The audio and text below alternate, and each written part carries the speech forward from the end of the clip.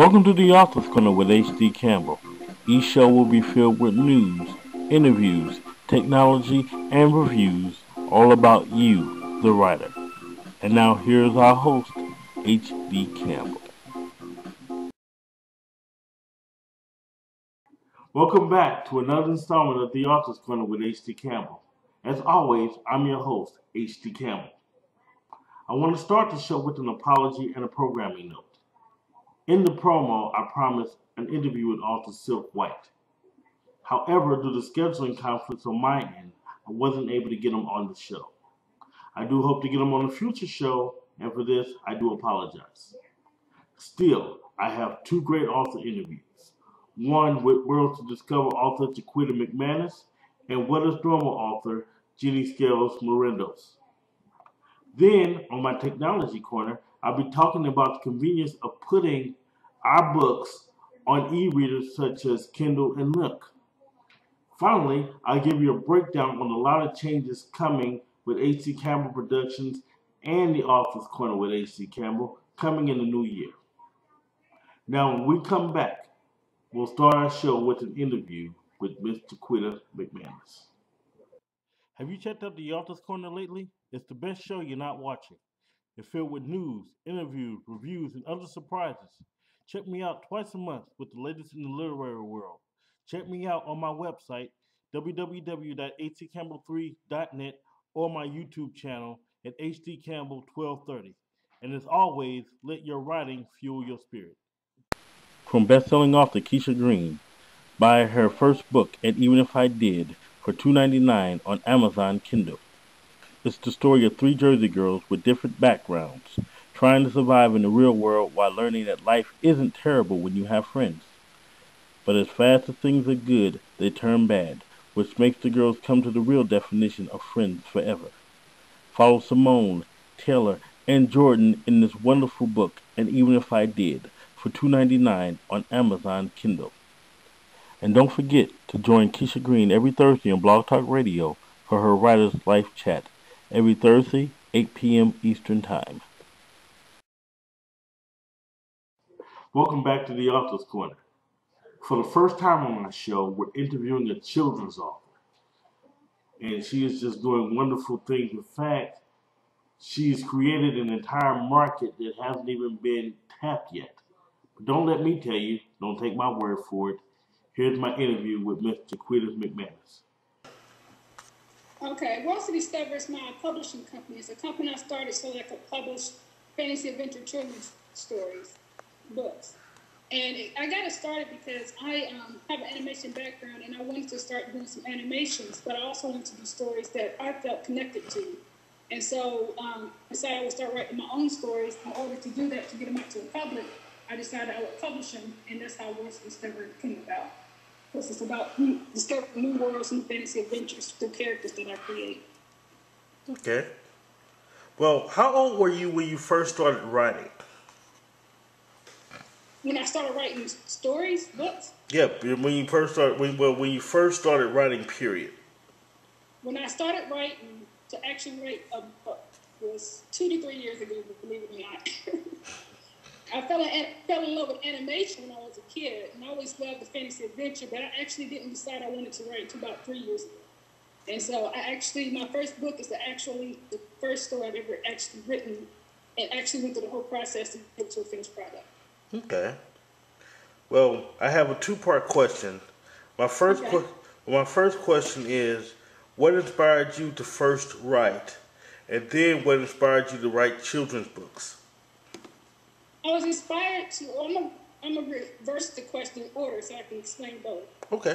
I'm one of those parents that always read to my kids when they were young. Like every night we had story time, and I was looking for books for my daughter. It was during the time that she was really into Dora, but I wanted to find some books that had African American or at least brown skinned characters. There was fantasy adventure stories, and I couldn't find any. So that's really started the idea of maybe writing children's books. It took me years later to actually start writing, but that started it. And the reason why I started writing children's books is because I wanted to start animations. And I figured the best way to do that was to animate stories that I felt something for. And so it kind of came together. So hopefully what I'm going to do is start animating the stories that I'm writing now. Well, first, what was your first book? I'm sorry. What was your first book? My first book was Labyrinth Story, Now You Dream of a Warrior. And that story came about because I'm actually writing a novel I've been working on for a couple of years. And she was one of the characters that was having a problem with finding out who she was. And when I started writing her backstory, I actually saw that she had her own journey. So from that came Labyrinth Story, Now You Dream of a Warrior. It was the first book I actually published. Okay. Before I go on, before I go on with the next question, could you explain the main character in Labyrinth Door? Oh yeah, the main character is Anaya. She's preteen who lives in a village where it's forbidden for women to become warriors. They're meant to take care of the village and stuff. But her dream is to do more than take care of the village. And so it's her dream on finding the only female warrior she knows, which is Amunda, and her search for her. And so it's about her journey trying to live out her dream, even though in her village it's forbidden. Okay. And is this a series of books?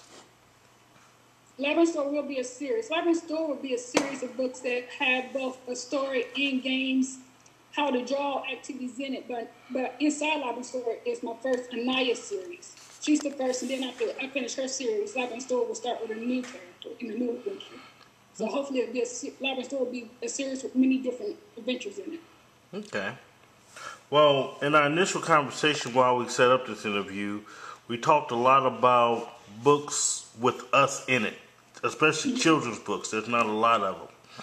Right. Now, well, a lot is just not a lot in fantasy adventure. Like I can find some children's books that's about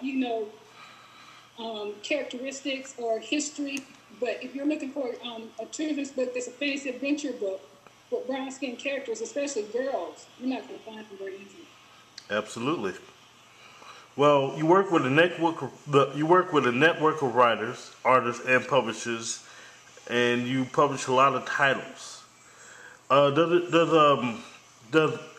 an African American themed adventure book gain a fan base that you've seen? Because there is no genre, there's not really a genre that you can just look up. As I write, I'm finding a fan base. Does that make sense? But there's not one established for fantasy adventure books with brown-skinned girls. And so it's not like I can go to a book that's already been published that has a fan base and tap into that group, because there isn't. Right. Now, right. And in asking that, I really want to ask, because see, well, with your website and hopefully with help from my show, how do you think we can create an awareness? How do you think we can create a fan base? I think it's just about letting people know it's there, because I've actually been getting a lot of, warm reception when people see that what I've been doing, and they love the artwork and the stories and the concept, and so people are definitely gravitating to it. They just, it's just nothing they've seen before. So I think as I grow and get more out there, and other people start writing fantasy adventure books for girls or boys or with brown skins, I think just getting it out there, people will come to it. Okay. I mean, I meet people, and they're like, oh, I don't have any kids, but I'll buy your books for somebody I know. And they'll buy 2 or 4 books, And so people do support. Okay. Now, I think you may have already answered the question I just asked, but I'm going to try to remodify it. Why do you think it's hard to find books for, like, pick your adventure books for tweens and, for more like tweens around that area? Why do you think it's hard? Because nobody writes them. I have not found yet another author that writes fantasy adventure books for children with characters with brown skin, especially for girls. I found a couple that writing for boys, but I have not yet found one writing for girls. And so I don't think anybody writes them. I met a lot of people who write fantasy adventure books, but their characters are white and they're black. Mm-hmm. So they write fantasy adventure books, but they feel like the white characters self-publish. Or they write books that are about history or about characteristics, which is known and already has a fan base and easy to get out there, so they go for that. Or they just not into fantasy adventure like I am. They just might not be into that genre as far as wanting to write it. Well, even in my genre, I believe that there is a need for African American characters and heroes, and I just really think there should be more out there. And like you say, especially girls, there's not a lot of them out there for girls, which really do need to be changed. Um, so I'm gonna go on and ask this question: how well are you received at book signings? Do you get a lot coming out to the book signings and gaining an interest in buying books and? I have not actually did an official book signing yet. I've been at festivals, but to actually do an event that was a book signing for my book, I haven't did that yet. But I can tell you this: I went to the Savannah Book Festival in September. Yeah, it was September, and I really got a good warm welcome. I got people who's offering to do stuff with me because they like the books, and hopefully, within 4 or 5 months, I'll be able to announce something that I'm really excited about. And it was just because, and it wasn't a black person, it was a white person who's like, I really love this, I need diversity in what I'm doing, and I want to work with you. And so, not just black people are embracing what I'm doing. And so, and I've seen so many kids just walk up and see the books and their eyes just light up and like, what's this about? And so it does get a warm welcome. And so I hope when I do actually want to do a book event, book signing, that I receive that same. Well, before I go on with my next question, I just want to say, the more we talk about this, the more we get books out there, the more people will actually generate a fan base. The more, like you say, people come by the booth, people come, we tell people about your website. You're going to create an awareness no matter what, so I wouldn't even worry about that at all. Well, thank you. So, is the Savannah Book Festival the only thing you're going to be doing in the near future right now? No, I have an announcement I'm going to make with you because I haven't put it on the web yet. I have hooked up with a bake shop, and I went in there. It's a bake shop I've been going to for a while. She makes the best rum cake. It's like, if I'm going to get me some rum cake, I'm going to go to this bake shop. You know what I mean? I know I don't need to eat rum cake, but hey. But I went in there, and, she recognized me immediately, which was really good. And I told her, I was like, I have a book, and my character eats puffy muffins. And I would love it if you would put puffy muffins on your menu. And immediately she's like, no problem.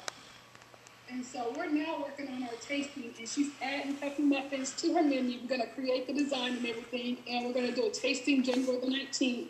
And we're going to start having birthday parties for girls that they can come there and have a tea party. We're going to do a Talisa Fox birthday party May the 5th. And I'm really excited about where this is going. I've started to tell a couple of people, and people's like, I'll be there.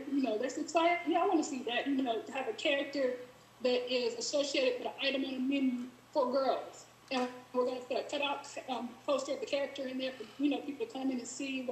She's going to let me put posters on the window, flyers to really help promote the book and promote, reading. And so I'm really excited about that. So that's going to come up really quick, and that's what I've really been working on.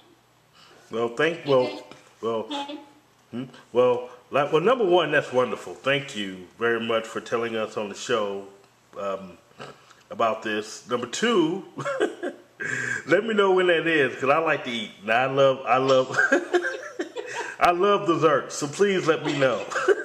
It won't be round cake, but it'll be a delicious cupcake type muffin. Oh, that is not a problem.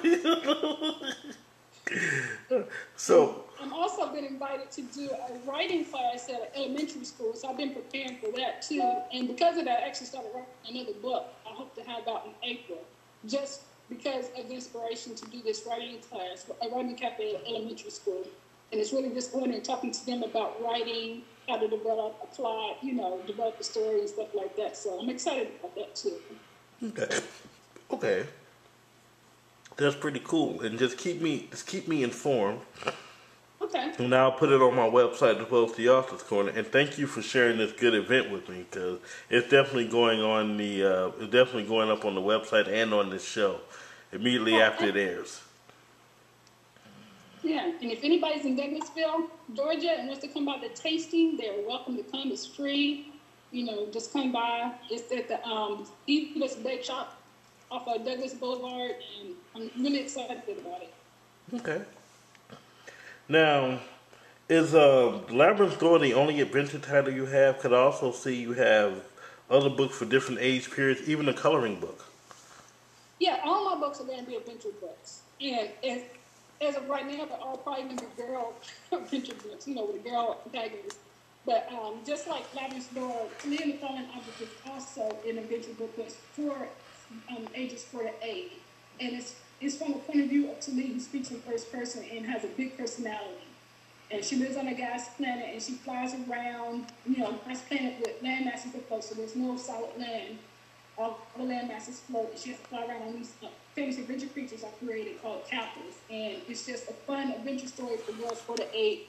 And they really get to see her personality when they read the book. Okay. And that's where the puffy muffins come from. So. See, you're making me hungry. I want some of the muffins, really. Well, besides the two events, are there any new books coming up in 2012? I will be writing. I got 2 books I'm working on. I'm hoping to have one out in April and one out in May. And if those go right, I'll have the second Labyrinth Door come right behind that one.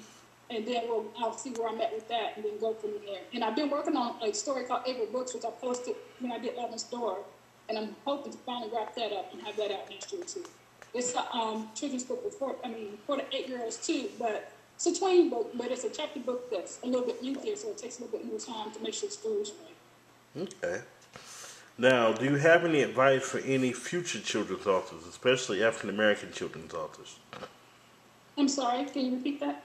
Do you have any advice for any future authors out there who want to write children's books, especially African-American-based children's books?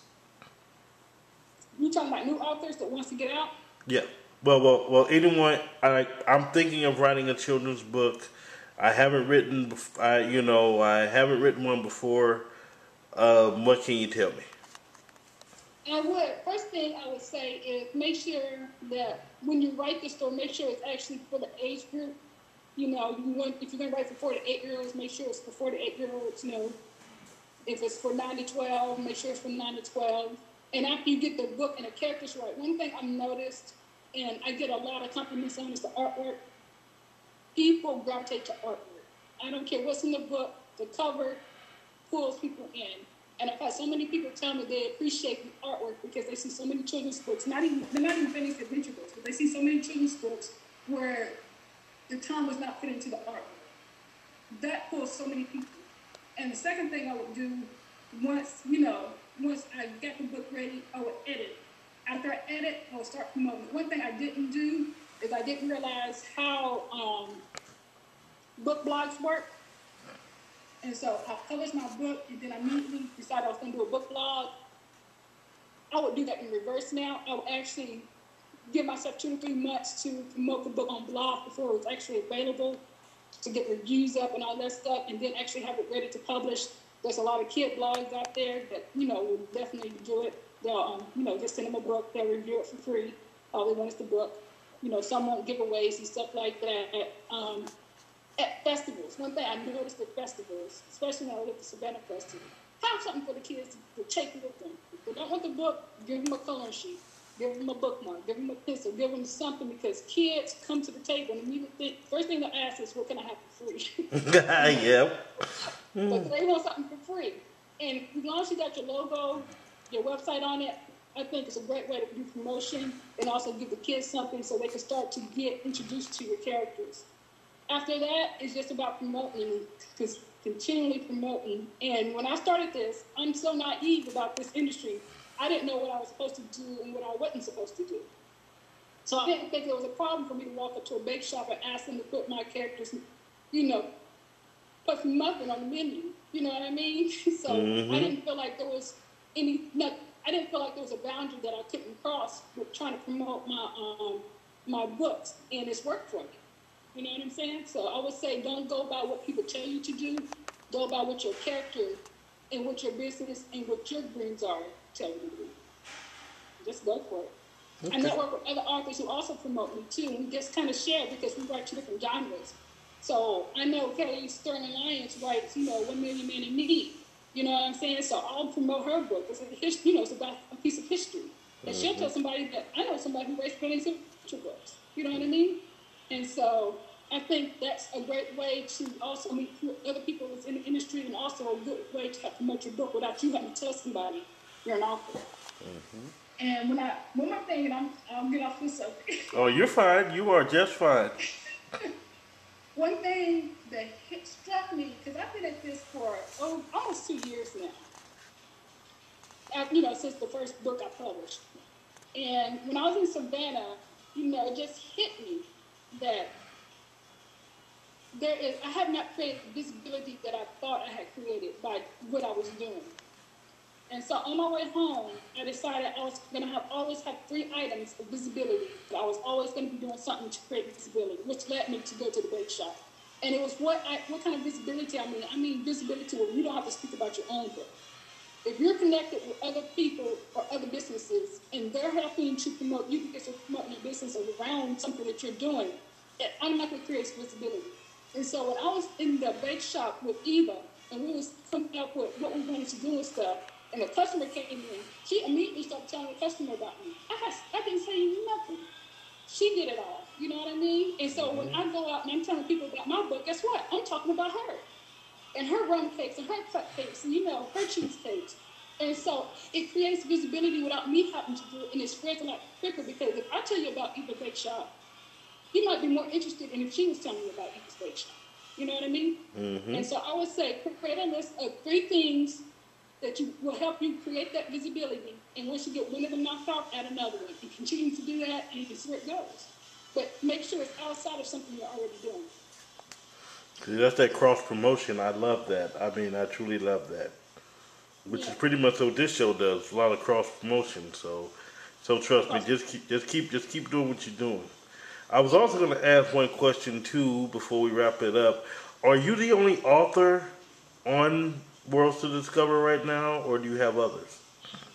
I am the only author. I've reached out to a couple of people, but what I realized is that I'm very niche. You know what I'm saying? And I don't want to break up that niche by introducing something that doesn't fit into the niche I'm already creating.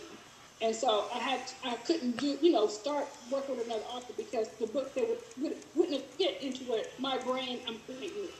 And so right now I am the only author, but I do hope to one day bring in somebody, to add to my list of authors. Like, I would love to have somebody who writes fantasy adventure books for little boys, because I probably won't write those books. But if I had another author who did write those, that would be great for me to help build a brand and create that fantasy adventure stories for children. Like, I'm still looking to work with illustrators. You know what I mean? Like, to get this started, I've worked with probably 6 different illustrators through the process, because I had to start and stop for a year, then had to start again before I actually published my first book. So I've worked with many different illustrators, but I haven't found that one illustrator I feel like I'm going to be with for the next 10 years. You know what I mean? And that we're going to go through the ring together. And so I'm still looking for illustrators. Got great illustrators out there, but I need that kind of almost like that job merits type of workshop for some illustrators, because I have a very specific look that I'm trying to keep and trying to grow to. And so I need somebody who's going to be in it, but you know what I mean? Absolutely, absolutely. Wow, what did I tell you? I mean, wasn't it a great interview? I mean, she just untapped the market there. I want to add a footnote to the interview, however. This isn't the last author or illustrator I'll be interviewing, for that matter. Thanks to Mrs. McManus, I'll have a lot more children's authors and illustrators that I'll be interviewing within the next year. I'll also be working with Mrs. McManus on future events as well. So just stay tuned to the Author's Corner for that. Thanks to her and authors like Yori Huff, who published the comic book. In fact, I interviewed her in my last show. There's going to be a lot going on with the market coming soon for young African American young women. So again, just stay tuned for that. Coming up next, I have an interview with an author, inventor, and a full Renaissance woman. Her name is Ginny Medieros. Stay tuned. Need a manuscript edited? Or maybe you need a press kit. HD Campbell Productions can give your project detailed attention and will not be satisfied until you are. We also do press releases, resumes, and more. For prices and services, Log on to my online store at www.accampbell3.net. And as always, let your writing fuel your spirit. Today, through January 5th, 2012, buy all four of my titles for $5 only. Have a romance, solve some murders, or stop an international plot, all for the small price of $5. Hey, I'm also on Kindle for $2.99 each. Check it out on my website store, www.hdcampbell3.net. Welcome back to the Author's Corner. My next interview is with author Ginny Medeiros. Like some of the authors I've interviewed, she had to undergo a negative past in order to see a future that is bright and clear. That's why I call her a Renaissance woman with all that she's done. You just have to hear the interview. So here's my interview with Ginny Medeiros. Well, my book, What is Normal, is about it starts out as a young girl who lives in upstate New York in the backwoods. Her parents are teenagers, they're high school dropouts. They live in a trailer that's later turned into a chicken coop, so there's a lot of poverty here.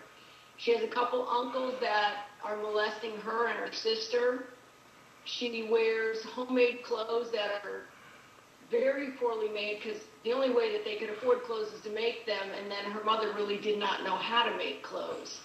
So she was picked on a little bit in school, of course, and she had a pretty hard struggle. She was born, something was wrong with her legs. They fixed them, and she eventually, at about 15, ends up on her own completely. And by the time she's 23, she's able to purchase her own home by herself in California. She later invents and patents a product that is offered in world-class spas like the Canyon Ranch at the Venetian and the MGM Grand. It later becomes an as-seen on TV product. It's shown on QVC. And eventually she ends up working, doing marketing and PR for an electric car manufacturer. She drives only an electric car. This is how it sort of comes towards the end of this. I'm not going to give away the whole book, but this young girl is very ingenious as far as the things that she does to create her desires. She steals, she works in a carnival, and this is a fiction novel, but it's based on a true story. A lot of the reviews that I'm getting back, HD, are telling me that this is a book that really should be in all high schools, all colleges. Parents should be reading this to their children.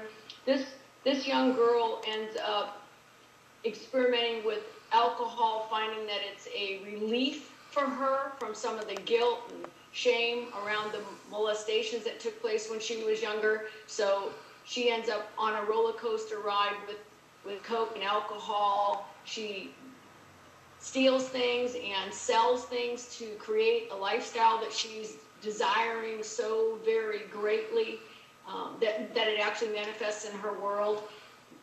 People are telling me that it's making them cry, making them laugh, it's inspiring, and that once they start reading it, they cannot stop. It's definitely a page turner. I've never written a book before. Had you told me 2 years ago I was going to write a book, I would have said there's no way. I finished only the 9th grade, and spelling is an issue for me, and I even talk about that in this book. So with all that happened to you, what made you want to write a book about it? What happened is I started noticing in the paper that a lot of the headlines were about young people, whether they're teenagers, 11 years old, young adults, that were not accepted for who they were lately. And some of them have actually been committing suicide. Whether it was because they were gay and not accepted, or people didn't like the way they looked. Some of them were, physically different, mentally, whatever, judged by people on the outside. And I thought, it's time to tell Sue's story, because if she could make it out of this and make something out of her life, this is going to inspire those young people that maybe don't have the emotional maturity to know that one day makes a huge difference. They might feel better tomorrow, or if they reach out to the right person, it might save their life. They just don't know that, because right now all they feel is that pain. And for me, it was pain and shame and guilt. but somehow there was something about me that made me think that something wonderful was going to happen to me. I always thought that today's going to be the day. Something's going to come in the mail. Something fabulous is going to happen to me. I want to share that with these kids that feel like that there's no hope for them. So this is the reason that I decided the story needed to be told now. And on Amazon.com, if you look at the reviews, I've got youngsters, a guy who's 22 who said that after reading my book, he feels much better about his own life. So it is inspiring and entertaining at the same time. See, I like that. I love inspiring stories, especially when they come out of true stories. So, I mean, that's pretty good. It's very good. Now, my next question. Out of all this, you're the measure of success pretty much. At what point did you say, my time is now?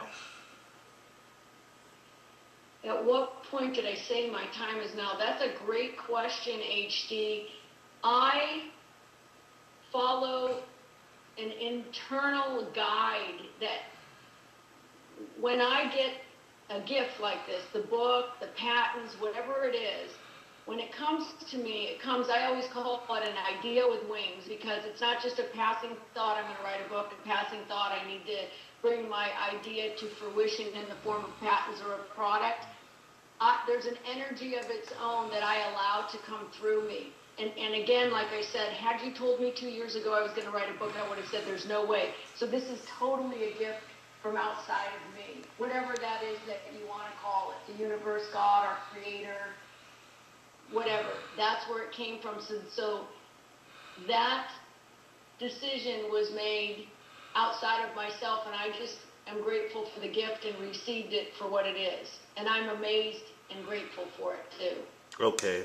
I want to say at this point, I usually, when I do these Skype interviews, I take a time out while you're talking or during the interview at some point to scroll over to my other computer where I actually have your website up. And so that way I'll show people what your website looks like and things like, and the features on them. So if you ever see me turn the camera away, that's why. All right. All right. So for my next question, you do have so many successes. Let's break them down. You're a real estate agent. Let's go to the real estate agent first. How did you get into that? Okay, I am not a real estate agent. I have investment property. I own a few properties. Okay. And I accumulated those along the way. Like I said, with only a 9th grade education, and that was it. I did take my GED, but at 23, I was able to purchase my first home by myself. And at 27, my second home. And like I said, now I have a few homes, so rental income is part of my income. So I am not a real estate agent. I would be considered, I guess, a real estate investor, which is not a great thing at this time.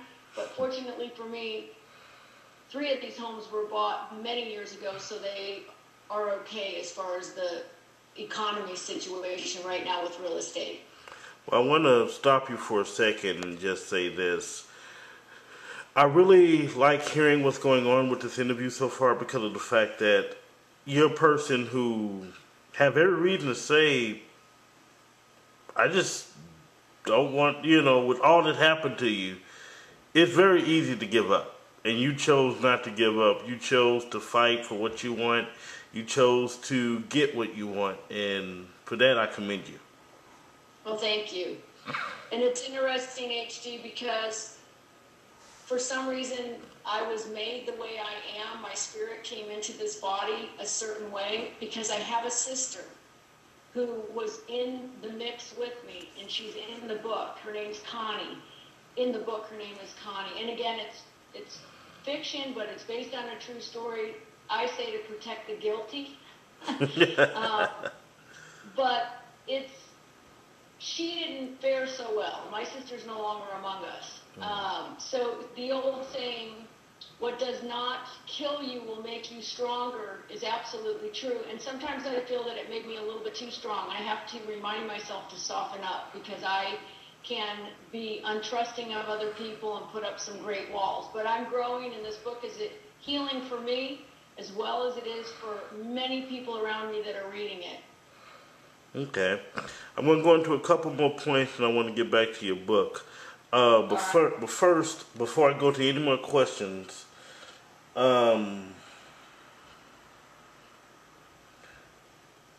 just talk about, well, the ones you can tell me about. Tell me about some of your patents.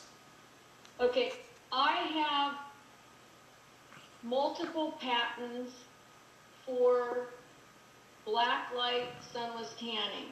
And if you go to my website, the one that is GinnyScalesMedieros.com, you can go to my invention and you can see my invention. I started mixing formulations in my kitchen. I entered a contest in New Woman magazine, which was a national magazine, and I won first place for new ideas. I started knocking on the doors myself of the top spa resorts and got this particular product on their menus. I later went off with a As Seen on TV company to put it on an As Seen on TV product after it was on QVC. The marketing that the company did, I don't think really fit the product because there are no bronzers, dyes, or makeup in it. And they advertise it as get your bronze on, and I think that kind of maybe didn't do right by the product and make the sale. So now actually my patents are available. I'm a free agent with them again, and I am repurposing them. I could see tweens, your kids that are between 11 and 13, 10 and 14 that are having sleepovers, putting sunless product on each other. There's a little black light where it shows up, it glows, so it's kind of fun to do. They can see where the sunless product is, where it isn't, but there's no messy bronzer, dyes, or makeup in this product to come off in their clothes or sheets. So their parents would love it, plus it's a healthy way to get a tan.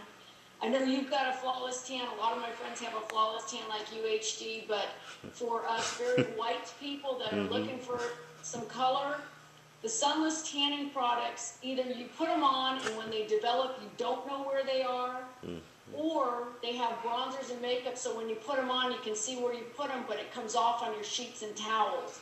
So my patents take the original sunless formula with an added light responsive ingredient so you can see it while you're applying it under a special light only. So if you miss a spot or you have a streak, you can fix it. So later when you turn tan, it's flawless. And I also own the trademark Flawless for the sunless tanning industry. I love that. That's pretty cool. It's like really nice. Now, one more thing, and I promise I'll get back to the book. You're kind of an activist, and you're into two of the things that I'm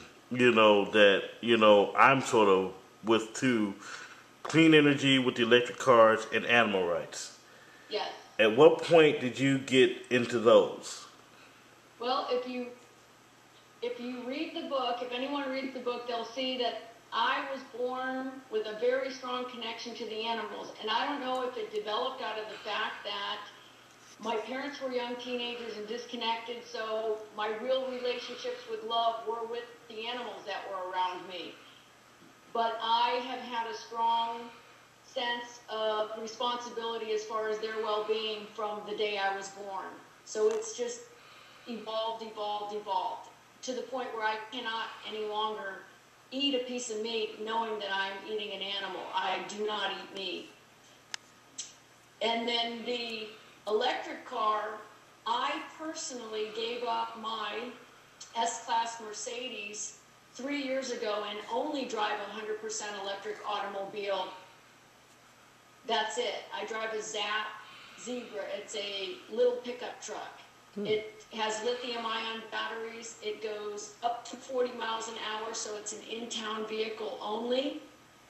And people might go, that inconvenient, won't work for me. Well, what I do is all the other things that you need to do. If I have to get a ride with somebody else, that's one less car on the street. If I need to take the bus, if I ride my bike, if I walk, it works for me, and I make it work.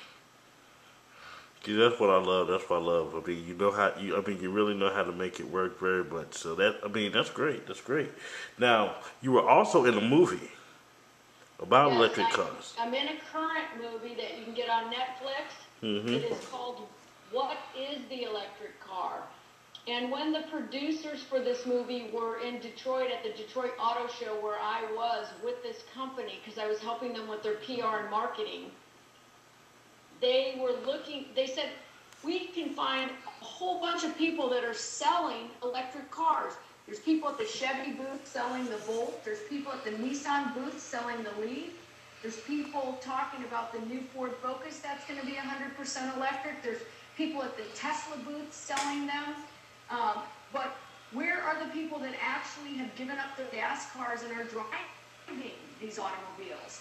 And I was like, I only drive an electric car. I'm a firm believer, and you'll see me when you read this book, because Sue, the main character in this book, is this phenomenal salesperson, starting out with selling greeting cards, all the way to being frontline news for selling electric cars and all these other things that she accomplished along the way.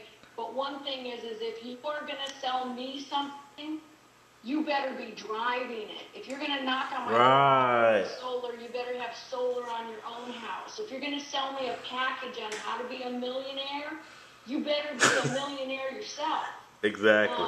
So I can't sell you HD. I can't be an example to my children, my neighbors, unless they see that the only thing this girl drives is that electric car. Then after a year or 2 years, they come to me and go, I've seen you in this car every day. How do you do it? How do you go to LA? How do you go to Vegas? Well, I do those things the same way anybody else does. I take a flight when I need to go to Las Vegas or LA. And if I'm going to go someplace where I need to go further than my automobile does, wow, I can get a ride with somebody that's going there too. Now there's two of us in that car and not just one person in that car. You know, one thing I hate, honestly, and that's when people have celebrities endorse products that they don't even use. Yeah. And I mean, that's just so wrong. That is so wrong. And actually being in marketing and sales, I have been told and seen one of the worst things you can do is pay for a celebrity endorsement, because what can happen is when they decide they're not going to use it, or they're seen using a different product someplace, which I don't want to mention, but I've seen a couple celebrities that actually recently, the film crews were in their home and saw different products in the refrigerator than the ones that they're endorsing on TV. Or what about somebody that's on Dancing with the Stars and lose 30 pounds, and now all of a sudden she's on Jenny Craig saying that she's losing weight on Jenny Craig? Absolutely. But for some reason, people buy into that. But if you have a celebrity endorse your product, and then for whatever reason sales go down and they step out or whatever, now all of a sudden everything you hung your star on this person instead of selling the quality of your product. But we as consumers, we can't follow these things either. It's shocking, and it still amazes me that if so-and-so says this is the best perfume or this is the best shampoo, that in itself gets people to run out and purchase it. I don't get that. I mean, like I say, it gets on my nerves. You know, if you don't use it, why should you want me to use it? That means it's ridiculous. Right. Yes.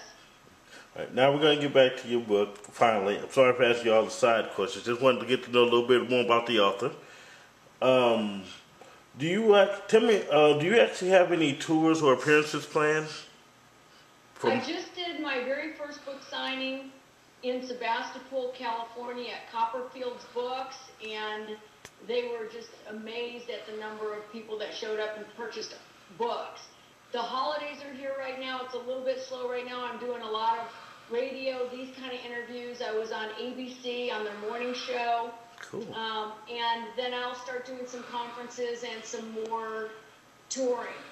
As we go and the momentum builds up and more books are purchased, then that's what leads the way as far as I have a literary agent, so I have a little bit of somebody that I work with that has already walked this path, knows what the right thing is to do and how we're going to optimize any of these appearances that I make in book sales. Okay. Well, my next question to you, actually, more about your websites. You have two very beautifully done websites. Can you give me a Thank you. breakdown of? Oh, I'm sorry. You're welcome. Can you give me a breakdown of each one of them? Sure. My website that has to do with Ginny, me, is going to tell somebody my bio, about my invention, and all the media that I acquired with that invention. I created over $1 million worth of media. That my invention was written about in Allure magazine, Health, Elle, Fitness, on the Today Show, ABC, NBC, CBS, Fox, in world-class bar resorts, on QVC. All of that is there if you look under invention. If you go to the book, it's going to give you a sample page. Actually, the page that I wanted to be the very first page of the book, the compromise with my editor and publisher was that we would use it for a sample page and then start where she felt the book should start, which I'm in total agreement with. So you get a sample page. You also, if you go under testimonials, we wrote testimonials instead of review. I like to use different words for the same thing. It kind of breaks people out of their pattern. If you go under testimonials, you'll see the testimonials that have been written on Facebook, the reviews from Amazon.com, which are all 5-star reviews. Also, you will see a recent interview from Yahoo, which was a beautiful interview from them. And there's video also and photographs of my book signing. You're also welcome, and there's a place for you to connect on my Facebook page and connect with me. I will accept anybody that's there. You just want to put something in there saying, I'm interested in you because of your book, your patent, what have you. Then the other one is the documentary, which is the movie What is the Electric Car? And there is a blog that was written by Zap explaining how I got in the movie and ended up being a pretty good part of this movie. And again, you go to Netflix and you can order the movie. This movie tours the world and gives question answer after the movie with the producer, with the team, some of the cast. I've been involved in that to talk to children, college students, police departments, you name it, on electric cars and how we can incorporate those in our daily lives today, how this technology is here today. And actually this technology was here 100 years ago. Tesla showed us how to have free energy for the whole world years ago, but it was squashed. The original automobile was supposed to be electric car, and the oil industry got involved in that. But if you go to your website, and if you go to Google and you put electric car history, you will find that electric cars have been around since the 1800s. Detroit Electric was around in the early 1900s and sold more electric cars than any other electric car manufacturer in history. Wow. And that was a long time ago. I didn't know. So we just kind of got away from that and into the oil, and now we're starting to get back to that. But there's a lot of resistance, HD, because states do not want to give up the gas tax. They're worried. If there's 10% of the cars on the street are electric, that's 10% of the gas tax they're not going to get. So there's a lot of resistance. I've witnessed it firsthand because I've been a speaker in this industry, and I've worked in this industry for 6 years. And it's not an easy road for these guys, and that's why the technology is not further than it is, and that's why you see cars like Tesla that are $140,000 that the everyday person can't afford, successful. And then you see a company like Zap from Santa Rosa, California, that made electric cars that were $10,000 with no spotlight on them, because those cars would make a difference in the world today. Yeah, because anything that cuts into people that don't want that to happen. Yeah, because if you're cutting into rich people's profits, that's that's a no-no. That's why they will never get these electric cars out today, and I wish they would a lot more. Yes. Well, I want to have a little fun with you for a second. I see some pictures on your website. I see you. Were you interviewing a few celebrities, or were you taking pictures with a few, or? Well, it depends. It depends.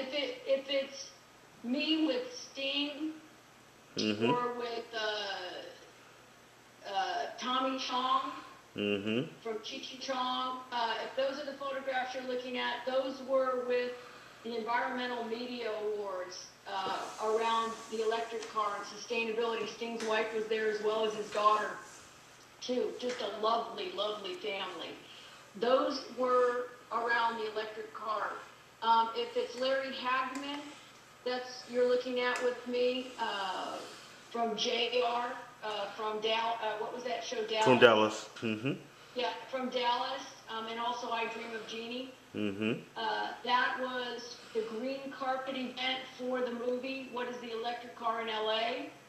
And then there's some other ones there with some people some celebrities that have to do with my sunless tanning, because my sunless tanning product was in the Emmy bags, and I was able to meet, Deirdre Hall from Days of Our one of Lives. the soap operas during the day that's been on forever and ever, and a whole bunch of people. The voice of SpongeBob SquarePants' wife, and Sweet. Lisa Renning, and a whole bunch of people. But so the celebrities I've met have either had to do with my Blacklight sunless tanning product or my electric car background. But I got to tell you, I've already been contacted by a couple celebrities for my book. Congratulations. He's on late night TV. He has promised he's going to read this book. And my book is also in for review from People magazine. So it's going to be a magazine called Gladys magazine. Beautiful, high-end, gorgeous magazine. Has already done their review. I don't know what it says, but it'll be released January 17th. And that's just somebody that I met on Facebook, the CEO of that magazine, and she asked to review the book, and she did. And I'm pretty confident that it's going to be good because I'm getting a lot of great feedback. There's a lot of content in this book. There's a lot going on. There's a lot of twists and turns. Very raw, very real. And I just recommend it to everyone. It's very inexpensive. It's only $12. I'm going to get a copy, so don't worry about that. I'll definitely get my copy. Of your book. Say it again? I said, and I'll get a copy of your new book. Aren't you writing a book? Yes. My next title will be out actually here soon. So as soon as I get it edited, I promise. Now, for my speaking of books, can you explain the knob on the front cover of yours? The knob on the cover of the book. This photograph was taken by Juan Carlos, and it's a washing machine.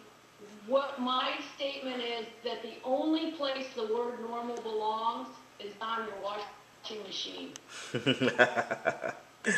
I love that. Now, finally, now we've talked about a lot of things you've done, author, entrepreneur, everything.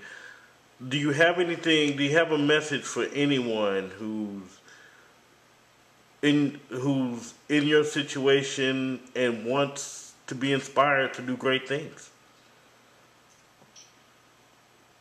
I do, and that is that we are all born with gifts and talents, and we know what they are.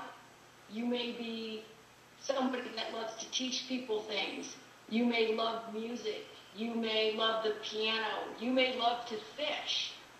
Whatever your gifts and talents are, if you are not doing those things today, even in small quantities that you have time to do them in, then you're depriving yourself of the passion and the energy that you need to manifest your dreams. Because when you and HG spend time writing, it's going to energize you, because that's your creativity, that's your connection with Creator, with God. Somebody that plays the guitar when they're in the music zone, that's a connection to God.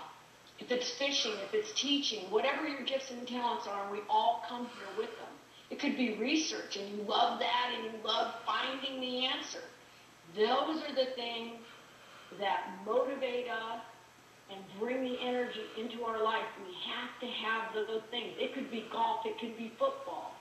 But you've got to be doing it. You cannot give those things up for anybody or anything. And if you feel like you have no energy, all you need to do is pick that guitar up, play that piano, start writing, start teaching, whatever it is that you were gifted with when you were born into this world. Wow. Thank you, Jenny, for a great interview. When I come back, we'll be talking about the advantage of ebooks on Kindle and Nook on our Technology Corner. Today, through January 5th, 2012, buy all 4 of my titles for $5 only. Have a romance, solve some murders, or stop an international plot, all for the small price of $5. Hey, I'm also on Kindle for $2.99 each. Check it out on my website store, www.hdcampbell3.net. Have you checked out the Author's Corner lately? It's the best show you're not watching. It's filled with news, interviews, reviews, and other surprises. Check me out twice a month with the latest in the literary world. Check me out on my website, www.hdcampbell3.net, or my YouTube channel at hdcampbell1230. And as always, let your writing fuel your spirit. It's all about the writer's technology in your Technology Corner. Welcome back to the Author's Corner. On today's Technology Corner, I want to talk about the advantage of ebooks and e-readers. The great thing about e-readers are you can take them on a trip with you, you can take them on the bus with you, you don't have to worry about taking stacks of books with you. I mean, there's less travel, less wear. And as authors, we have an advantage of doing that because it helps get our books on a wider market. If our books are available on Kindle and Nook, that just tells our readers, wow, we can read their books, it'll be great. Like during my commercial segments, I've been telling you that my books are $2.99 on Kindle, and my books will be soon on the Nook. Speaking of the Nook, I have my Nook tablet right here, which I love it. Right now, I'm reading The Help, which is a great book. Also got a chance to see the movie, by the way. It was a great movie, and like I said, I'm going through the book right now. The advantage of e-readers are you can go ahead and read the book, and I know this is kind of hard to see because of the glare, but very hard to see. Also, too, I have internet on here where I can just look up different things, and e-readers have a great advantage. And like I say, we as authors really need to tap into this market. It's great to have physical books that we can read and look at. It's great when we go to book signings. There are stacks of books everywhere. But what about for the reader that just wants to go on a trip and wants to read Late Murder at 10, or And Even If I Did by Keisha Green, or Contest by Raheem Brooks? They don't want to carry a stack of books. They want to just download it on e-reader, and all those books are available on e-readers, by the way. So just want to say, for those authors that don't have it, you may want to consider it. And like I say, they can be, and for people who want to read, they're very reasonably priced. They're $2.99 and below. Some are $1.99. It just all depends on who you buy from. When we come back, I'll end it with writer's tips and a special dedication. First, Michelle Michaels offered you a piece of herself in a piece of me. Then she teased you with a little sexual seduction. And now she's taking you on a road of emotions. Road of Emotions, coming soon to your favorite bookstore or Z's website. Today, through January 5th, 2012, buy all 4 of my titles for $5 only. Have a romance, solve some murders, or stop an international plot, all for the small price of $5. Hey, I'm also on Kindle for $2.99 each. Check it out on my website store, www.hdcampbell3.net. Welcome back. I first want to thank you for watching The Author's Corner with H.D. Campbell, and wish you a Merry Christmas, a Happy Kwanzaa, and a Happy Hanukkah to all of my friends. This is the segment I normally end with writer's tips, but I'm doing something a little different today. I'm still doing the writer's tips, but I want to give you a special personal dedication from last year, which is personal to my heart. First, the writer's tip for the episode. At the end of every calendar year, it's common for authors to make a list of their to-dos and the projects and things they want to do for the calendar year. Like I'm about to announce the year here in a few minutes. But to avoid any confusion or disappointment, all I ask is that you make the list realistic and obtainable. See, it's just treat this like the commitment people use to lose weight every year. Yeah, many of us at the year are saying we're going to lose the weight, we're going to join the gym, but we set the bar usually higher than what we can attain. Like, I'm going to lose 100 pounds by summer. I'm not saying that the goal is not attainable, but if we don't make realistic goals for that weight loss, it's not going to happen. We'll go to a gym and may use it twice. We may, and we'll be in waste a year of a gym membership. We just need the mindset to reach our goals. The same thing with writing. I can tell you I'm going to write 20 books next year, but personally, between work and raising a child and, other stuff I want to do like sleep and eat, it's not going to happen. So, so in other words, just make sure the goals are realistic. Now, on that note, I'm just going to let you know some things going on with H.D. Campbell within the next calendar year. And these are obtainable because H.D. Campbell made sure that they were obtainable. First, the H.D. Insider magazine is back. If a lot of people remember, before I started this show, I used to do a lot of interviews on my online magazine. I interviewed a lot of people just like I'm interviewing a lot of people now. What's different about this one is I'm going to have a lot of volunteer staff writers. They'll be writing articles, poetry, whatever they see fit. Personally, I'll also be adding to it. I'll be putting my own,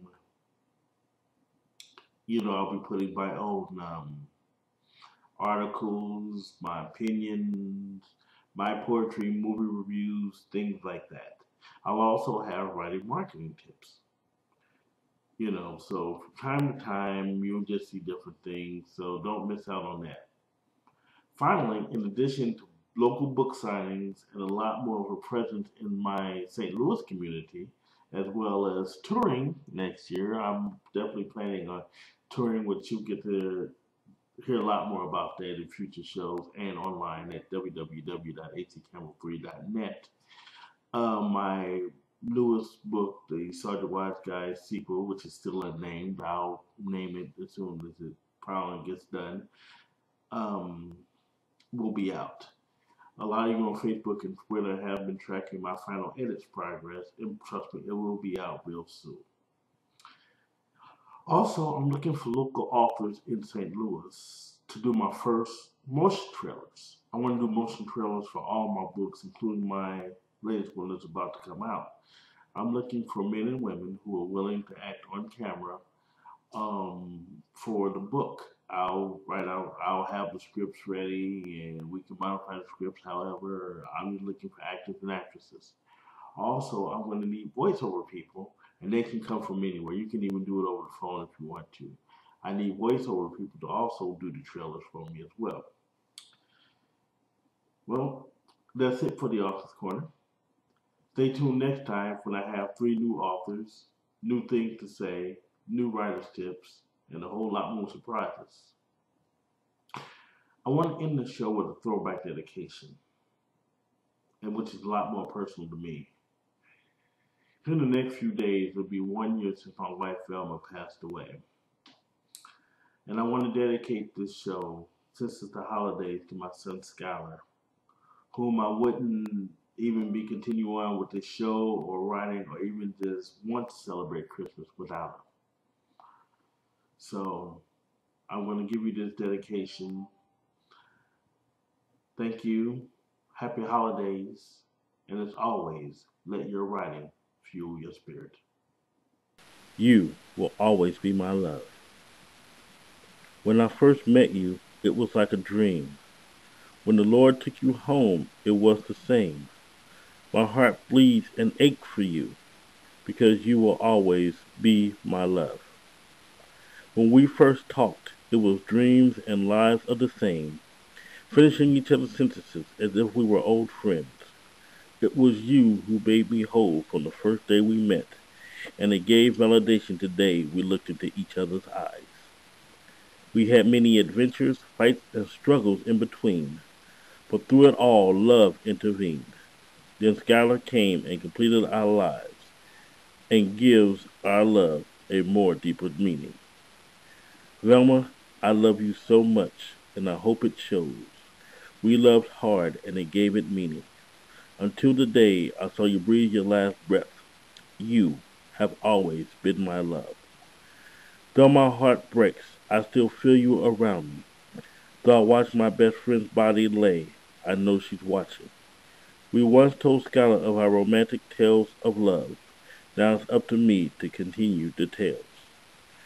Our son will know love because of you, the love you once shared with me. I love you, Velma Dolores Madison Campbell. You have gone home. I will always miss you, and the tears will still flow, but I will remain strong. Your mission has always been for Skylar and I to be happy, and to have known and loved you, my special lady. You will always be my love.